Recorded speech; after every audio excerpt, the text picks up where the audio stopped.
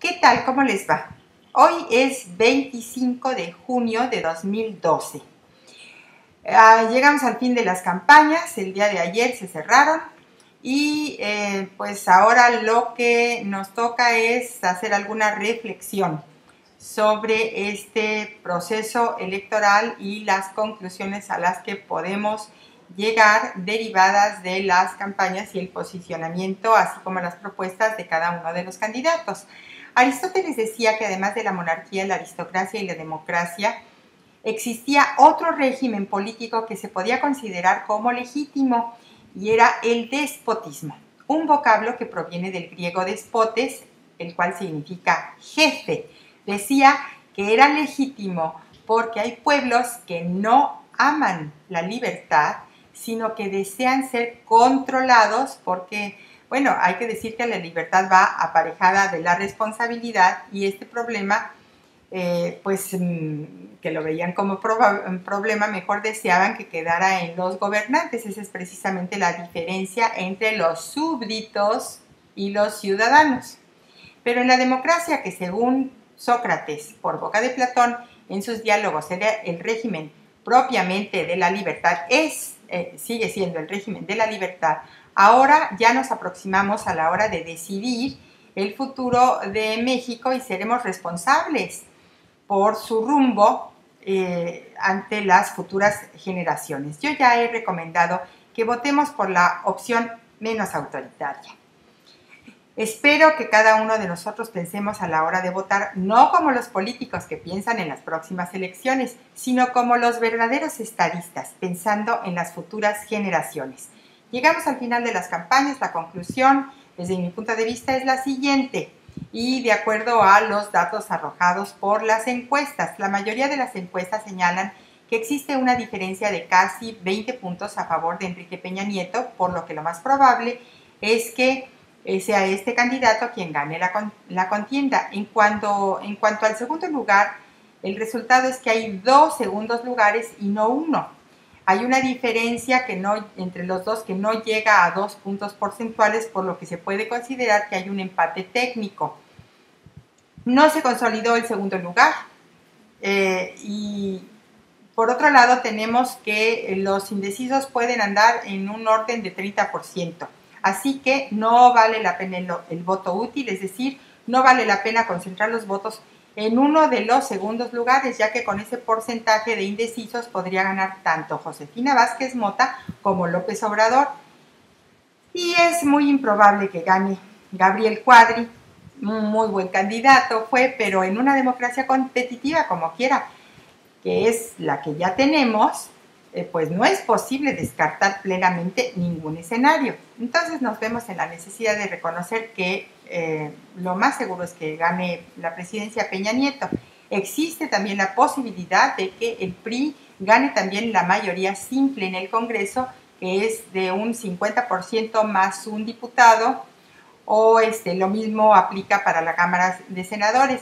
Y con ello tendríamos que, al menos durante los próximos 3 años, no contaríamos con un gobierno dividido como lo hemos tenido desde 1997.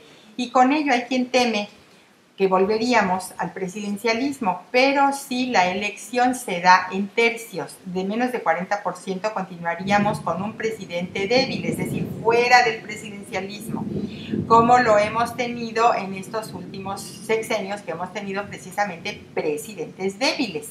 La democracia competitiva tiene como ventaja que nadie gana todo, pero tampoco pierde todo. Una ventaja que tendría el retorno de un presidente fuerte con respaldo legislativo es que si lo decide, él sí podría lograr las reformas estructurales que los 3 presidentes anteriores pues no pudieron concretar, aunque ello dependerá del enfoque económico e ideológico de su administración, porque la administración puede tener un enfoque populista de acento en el gasto y no en la productividad, o bien una orientación que favorezca, como en estas últimas, la responsabilidad financiera con baja inflación, que es lo que hemos tenido.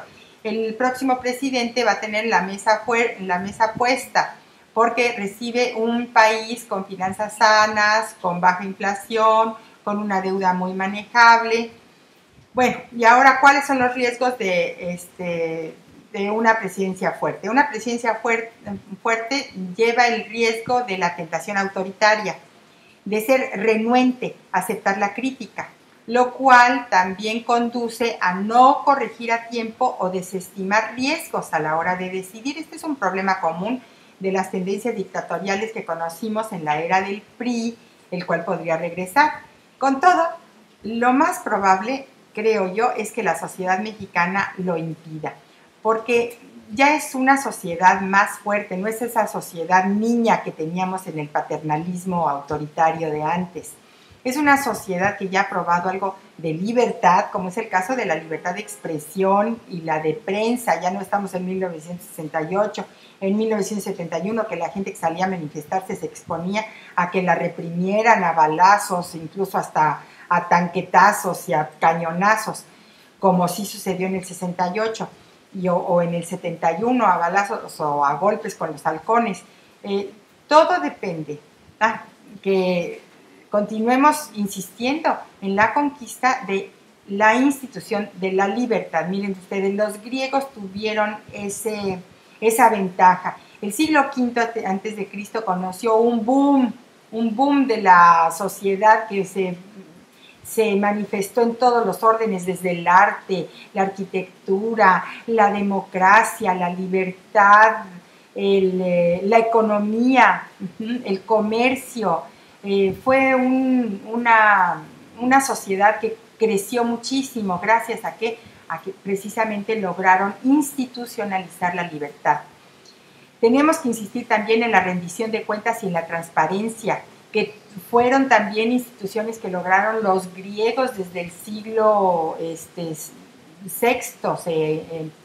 con la reforma del Solón, se logró precisamente la rendición de cuentas. Y a no quitar el dedo del renglón sobre el acceso a la información veraz y libre sobre los asuntos públicos, y que insistamos en una reforma judicial donde la legalidad vaya en armonía con la justicia y no aislada a merced de intereses menores y oscuros, como lo reveló ese magnífico documental Presunto Culpable. Y por último también, desde luego, insistir en una reforma educativa para, bueno, en último lugar, pero debería de ser el primero también, una reforma educativa para hacer despegar a nuestro país y enfilarlo por la carretera de la ciencia y la tecnología. Vamos a seguir ejerciendo presión para lograr un gobierno que rinda cuentas y observe ese viejo principio de la publicidad propio de todo Estado de Derecho, que fue inaugurado en la época de la Ilustración y que nos recomienda iluminar todo lo oscuro para que constantemente podamos ejercer la vigilancia necesaria en el ejercicio público. Bueno, pues nos vemos en la próxima ocasión. Mucha suerte.